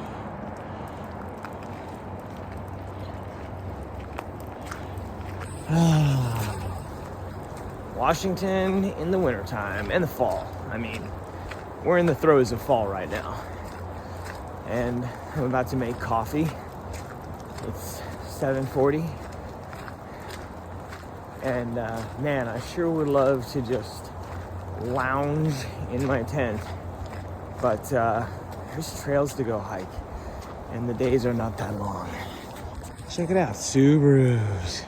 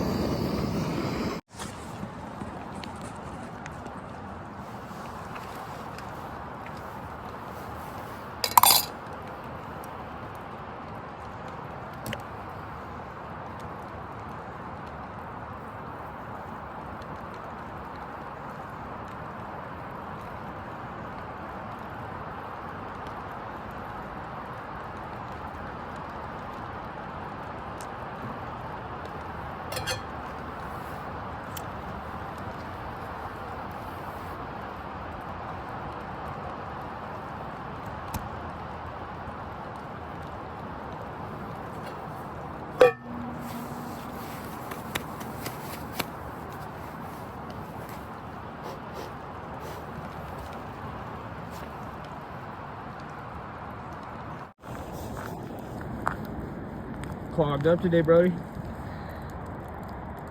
Skunk getting his stuff ready. We're gonna leave our stuff here, and we're gonna start the day off with Mailbox Peak, a North Bend classic. People go do this trail like before they go to work, so we're gonna go bang out Mailbox Peak. It's just after 8 o'clock, and we're gonna leave our stuff here at this campground. This is Tinkham Campground. We're gonna leave our stuff here and come back to it probably tonight. I mean, all the trails are so nearby that like doesn't really matter. All right, made it to the Mailbox Peak trailhead. 3 other cars here. We took my Subaru. Look at my back. Look at the back. Look at that adventure. That's adventure right there, dude. And it's kind of coming down. It's at 80% chance of rain today. And there's a front moving through Washington into Oregon that's mostly coastal, so it shouldn't be too wet. It's just probably gonna be soggy all day. So, and I'm gonna go full blown friggin' I'm gonna go full blown trail runner mode today on this first trail. I don't remember how far of a distance Mailbox Peak is. I think it's only like 3 or 4 miles. So I'm gonna go ahead and not wear my rain pants. I'm gonna push it to the limit. Walk along the razor's edge. I am gonna rock with the O'Neill surf booties today for this one. Keep my clogs dry. Yeah. Yeah, dog.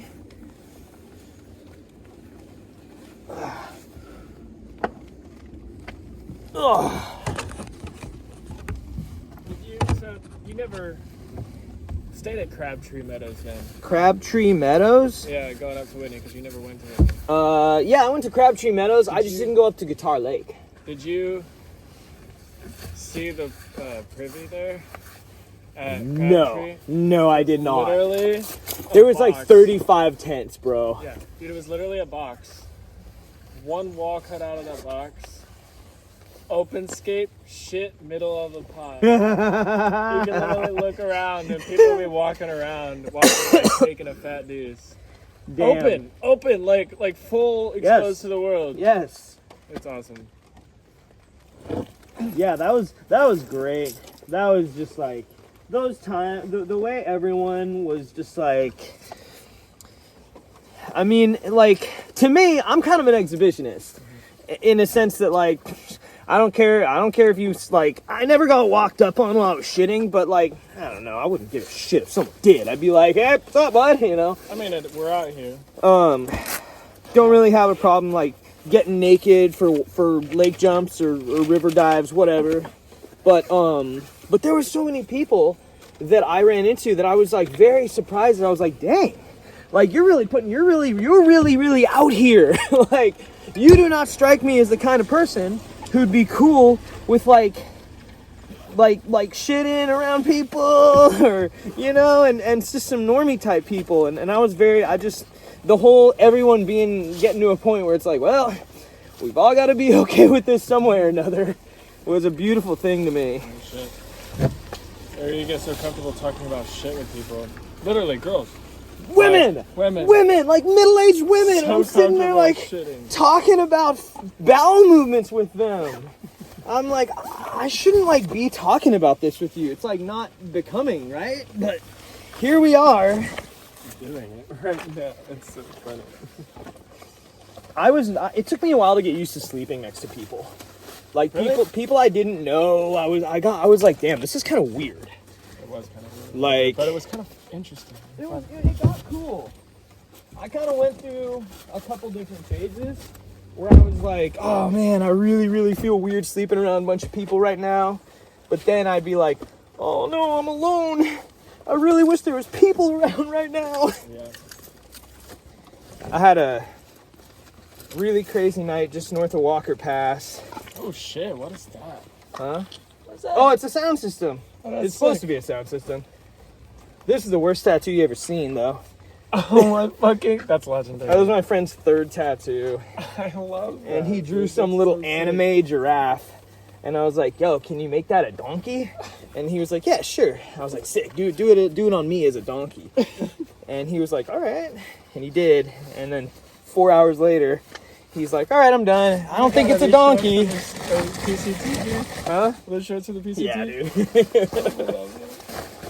My shorts actually, like, the shorts that I'm wearing, they're perfectly fine. No holes, no nothing. Really? Yeah.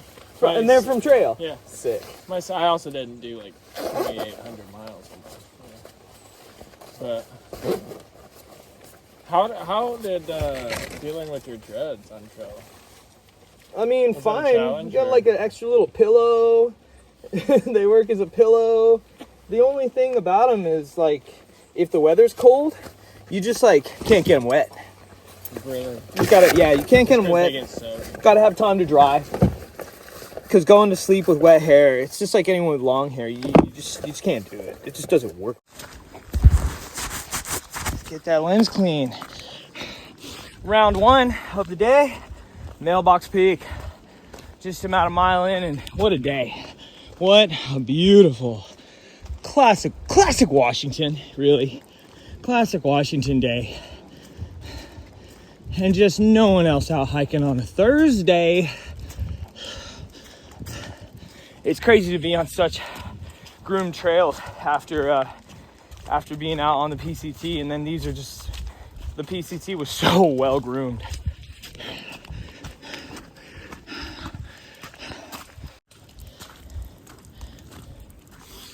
Halfway up a soggy Mailbox Peak.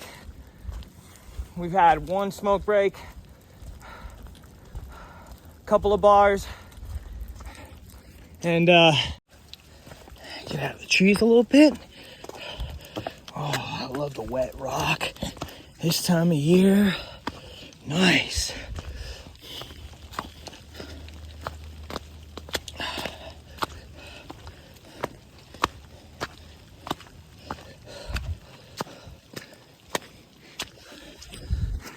The only other layer I've got like 2 pairs of tights on, and this base layer, I got my rain jacket with me, but it's kind of crazy not having to worry about like, oh man, like elements, this, that, might have to pitch in the rain, oh, gotta keep this dry, that dry. It's like, I'm less than 5 miles from the trailhead.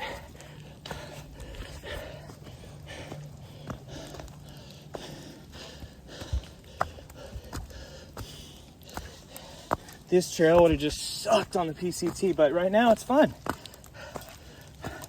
Kind of fun. It's kind of fun, dude. Kind of fun.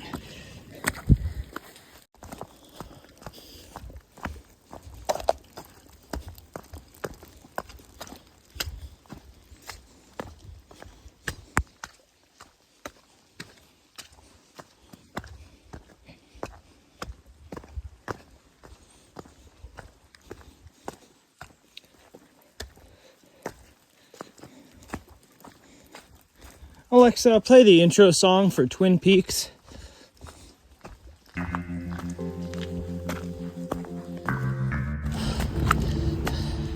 Yeah, a little chilly, a little breezy, but a little ways from the top.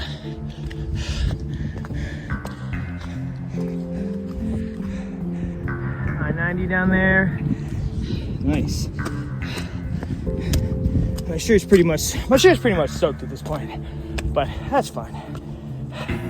And I'm hungry. I brought an avocado though. Gotta make the most out of these short hikes.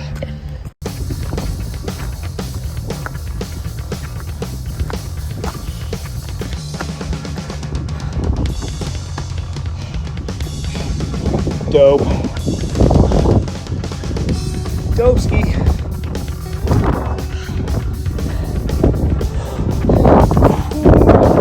Breeze is chilly. Trying to save my jacket for the very last minute. Jacket on, my hood up, my avocado.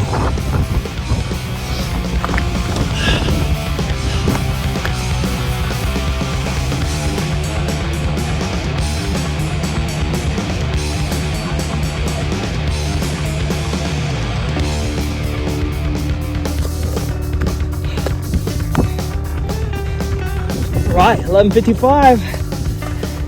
There's the mailbox. Let's go, bud. Let's go.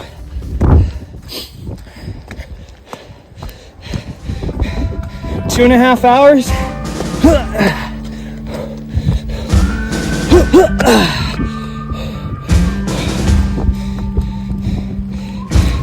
It's all cemented. Cool. Cool. Mailbox Peak was rebuilt in 2014. Thanks to the many contributions of many partners. Woo! Oh, that's funny. What else we got in here? Oh my gosh, my hands are cold. $10,000. Whoa. This is sick, dude. Let's get this on video. Let's get it on the GoPro. Get it on the GoPro. Dang, dude, what else is in here? Some freaking that. Oh gosh, dude, that's grody. Oh man. What else? Little candy thing. Cool. Some Kleenex. Save. No need for that. Cool. Very cool. Whew.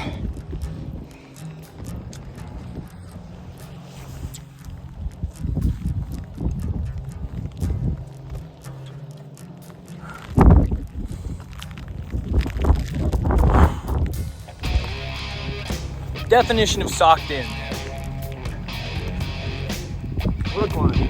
It's so cool, man. This is a legendary hike for like Washington. I've never been to Mailbox Peak. Never been to the mailbox. I've seen pictures of it in snow though. The snow will come all the way up to the mailbox. It's like 4,800 feet right now. This is just insane. The wind just kicked up gnarly. Oh my gosh, dude.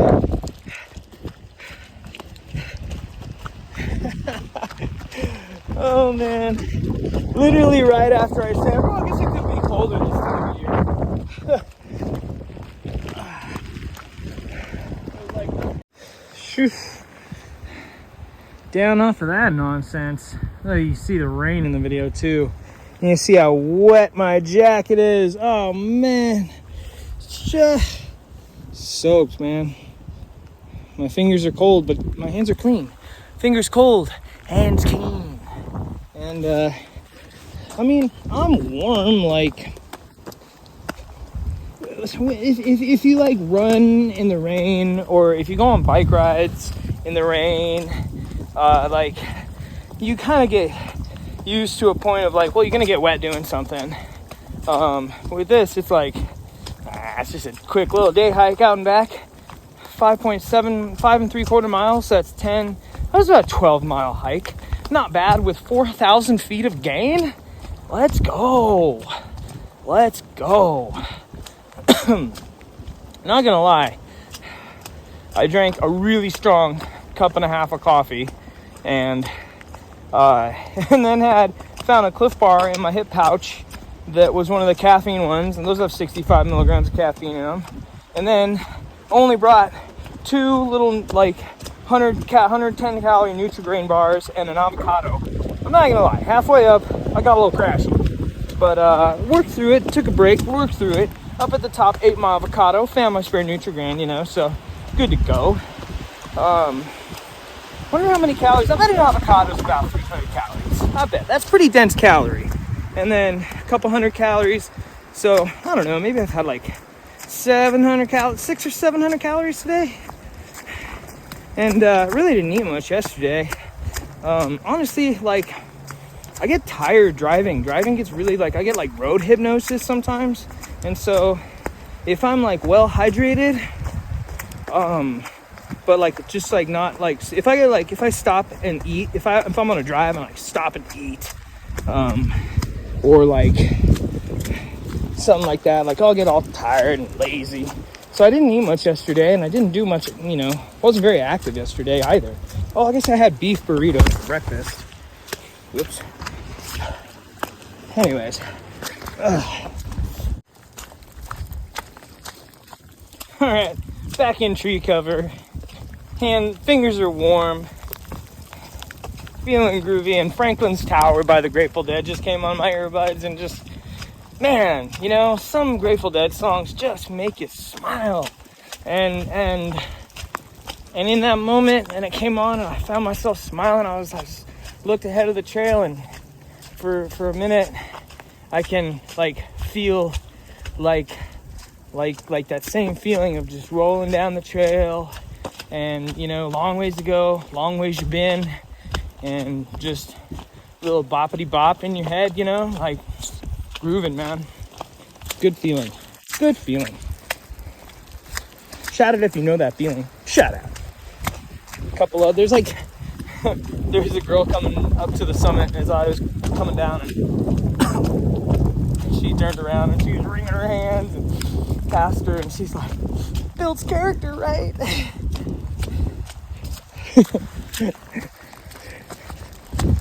And then I passed another guy coming up the trail, and he's like, how is it up there? And I was like, windy. He's like, yeah. I said, yeah. Oh, yeah. That's great, dude.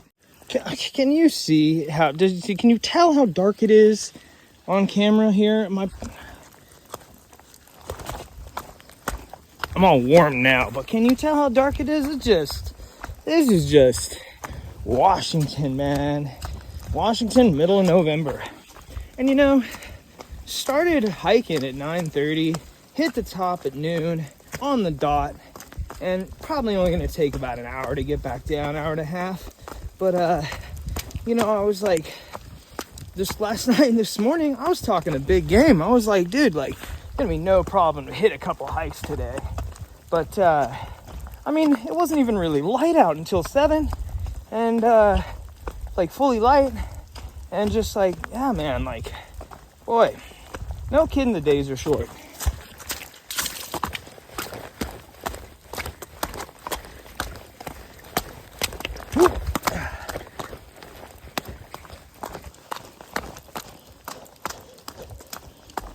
Great day for a hike, though. Great day to be out here.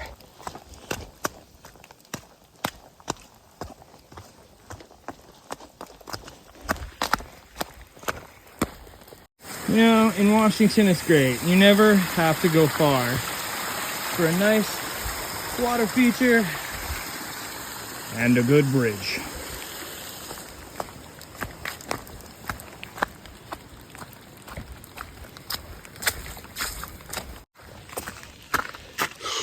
All right. Booyah.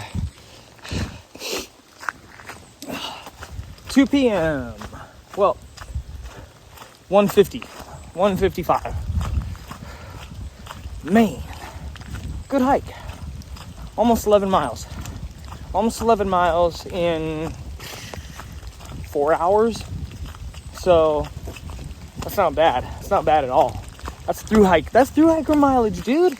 11 miles in 4 hours. That's a 22-mile, 8-hour day. I need to go get dry. All right, that's that. That's first time up Mailbox Peak.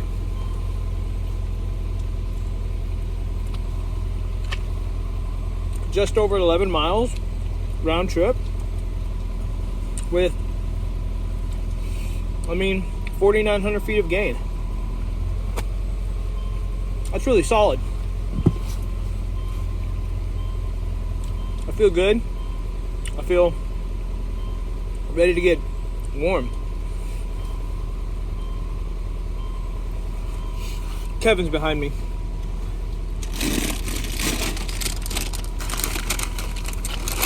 I'm gonna cook some ramen.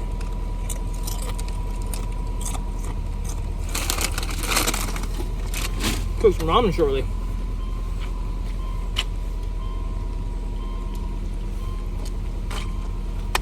But first, let's drop and give it 20.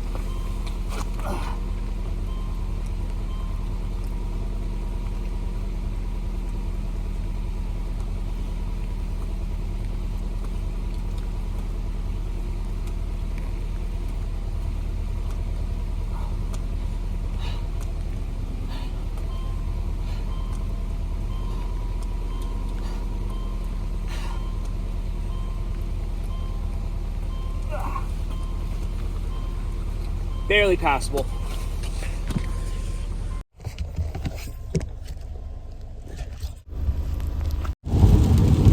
Woo-hoo-hoo! Back on the road, baby! This weather got so foul. It's 49 degrees and just dumping rain. So, yeah, something really weird happened today. I got down to the trailhead, just like a little bit ahead of Kevin Skunk, and I got, put my dry clothes on and was just getting ready to put some dry socks on, and Kevin Skunk comes walking up right on, and I thought he was just fine. He threw his stuff in the back and took a seat in the car, and we just took my car from camp to the trail that we were gonna do. So I thought we were gonna do multiple trails, but there's just not enough time in the day, dude. So he's like sitting there, and then he doesn't look too well after, second glance, and I was like, dude, are you good? And he's like, no, I was puking just now coming down. And he kind of slumped, and then kept puking some more. And I was like, are you good? You drinking water? He's like, yeah, I'm drinking water. I don't know if he had enough calories. I don't know. He had mentioned wanting to get some food, but he was like, I think it's probably better that you just take me back to my car. And I was like, okay. Went back to his car, and I kind of assessed the situation. I was like, it's just about 3 o'clock, and there's 2 more hours of daylight, and I'm thinking not spending another night out here sounds nice. I told him, let me know when you're on the road and you're okay, but he made sure he was all right, and he assured me he was fine. And so hope the kid's fine. Meanwhile, I'm gonna get my arse back home. Whew. That was a good hike, man. That was a good hike. Shout out to Skunk, because he looked a wreck, but I think he'll be okay. Hope so. I hope you're alright, Skunk. Okay, y'all. So luckily Kevin was fine. He just had some overexertion, lack of calories, lack of sleep. It hit him really hard, and we weren't through hiking, and so enough time had kind of gone by that it was just kind of like, oh man, out of through hiking practice. So, but Kevin ended up fine. Thanks again for watching, everyone, and I'm gonna get this uploaded and keep trying to bring some more quests onto the channel. So, thanks again for watching. Let's go.